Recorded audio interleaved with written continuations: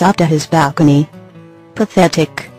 With a groan and a shake of my head, I went back inside my house, and got ready for the school day. I made breakfast for Alice and Esme this morning.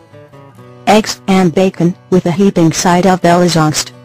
Esme usually chalked hers down while rushing out the door, so she surprised me when she actually sat down at the table. Showing obvious reluctance at this new turn of events, I slowly sat myself in the seat opposite her and began picking at my food nervously. Something was up. As soon as the thought entered my head, her eyes met mine, and she frowned, putting down her fork and wiping her mouth daintily with a napkin. "Bella," she started softly in a tone of concern. "Oh no. I got a call yesterday from one of your teachers. Mr. Banner?"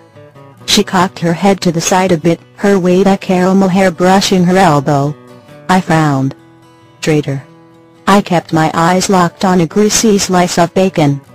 "He was telling me you sleep sometimes in class," and that she paused then, hesitating. I grimaced and dropped my bacon. My appetite had gone away faster than it words potting me in the quad.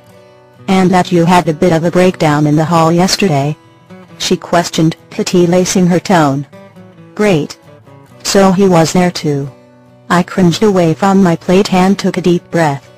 Without meeting her eyes, I put on my careful facade of calm. I did fall asleep once or twice, but the class is just so boring. I did all that stuff in Phoenix. But it won't happen again, I promise.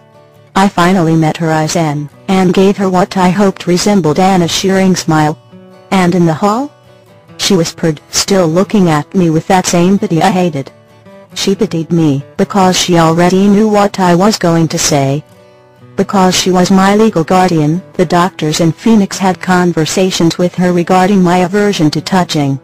She tried to get me to resume therapy here in Forks for that particular issue, but I shrugged it off, knowing it never helped anything.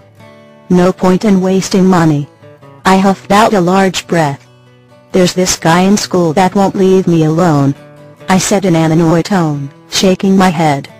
Anger briefly flashed in Esme's eyes, and I was shocked for a second. It was so rare to see her get angry at anything. "What's this boy's name? Do I need to go to that school? I can call his parents," she asked, forcing a frighteningly calm expression. I was stunned at her silent fury. It just wasn't an emotion I was used to seeing from Esme. I loved her even more in that moment. She wanted to protect me from Mike Newton of all people. It was the sweetest gesture I've received in so long. I smiled at her, genuinely this time, and her face relaxed a bit. "It's okay, Esme, I can handle Mike." At the return of her furious calm look, I added, "If it happens again, I'll let you know." I smirked a little, happy at this newfound discovery of Esme's maternal side. "Bella, you know you can come to me with anything, right?" she asked with a soft, motherly expression. "I know Renee was your mother, and I'll never want to replace her, but I like to think of myself as your mother too," she said with tears in her eyes as she spoke of her sister and my mother. My eyes watered up a bit before I blinked them back, and nodded at her with yet another genuine smile on my face. Reluctantly, she nodded, and finished her breakfast hastily before rushing out of the door, clutching tissues in her hands as she tried to hide her tears from me. Alice, once again, never mentioned my incident in the hall. I felt like everyone was walking on eggshells around me. It was a feeling I both despised and loved in equal amounts. I must be a terribly uncomfortable person to be around. Always trying to dodge touchy subjects. It must be an exhausting task. Fortunately, Alice never got exhausted, so she had no problem engaging me in a conversation over the necessity and function of sleeveless turtlenecks on the way to school. Things were as normal could possibly be in my life. If that makes any sense. Edward and Jasper were in the silver car when we pulled up, but Alice insisted on walking out ahead of them this time. She was convinced the pants she was wearing made her but look like sex, and she just had to show Jasper the goods. I rolled my eyes and went along with her, snickering in my head at the fact Jasper probably was staring right at her at that very second. I shook my head, hoping Edward could appreciate the silent joke, as he, hopefully, watched my retreating form as well. When we passed in the quad again on the way to third period, he thankfully didn't glare at me, just casually ignored any sign of my existence. I easily swallowed the small feeling of hurt, telling myself it was a definite improvement from yesterday's behavior. But when I entered the lunchroom, I allowed myself a small reward for doing so well with the quad avoidance situation. I felt a little less pathetic. So I looked for him. It didn't take long to spot his mop of bronze hair. He was sitting across from Jasper on the opposite side of the room, where Alice and I sat. I thought it to be a fitting metaphor. He didn't seem to be speaking to Jasper, just eating and staring at his tray with his usual expression of total indifference. I tore my eyes away from his face, feeling slightly more pathetic, but not terribly so, and took my seat next to Alice, continuing my usual ritual of reading and ignoring. He was in biology again, but not glaring at me or the front of the room.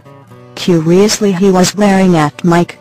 I took my seat slowly, trying to understand the silent exchange they were having without much success. Mike was just glaring at me as per usual. This was nothing new. But Edward was obviously glaring daggers at his head. This went on for most of the period, and I made a mental note to ask Edward what his problem was with Mike.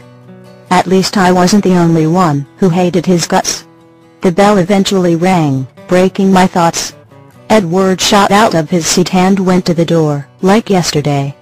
I was prepared this time though. Less pathetic. I inwardly smiled. I was among the last out of the room. Thankfully, Mike had left before me, so I could easily avoid an awkward confrontation over yesterday's events. As I made my way into the quad, I noticed Edward and Mike walking towards the woods past the parking lot. That's weird.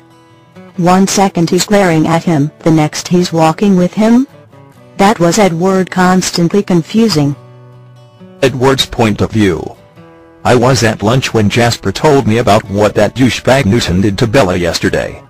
Jasper kept talking about her like she was some crazed escaped mental patient. It pissed me off. I swear, man, people like that. He nodded at Bella, who sat beside Brandon across the room, reading a book on why some small-town school ends up on CNN, while the campus goes running and screaming from fucking bullets. He chuckled and shook his head. It took everything in my being to beat down all my anger at Jasper.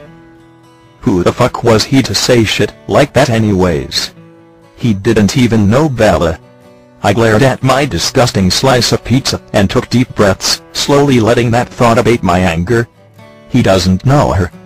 This allowed me to maintain my mask of calm and boredom I used when I was in school. Still, I took measures. Because there's only so much shit my temper can't take.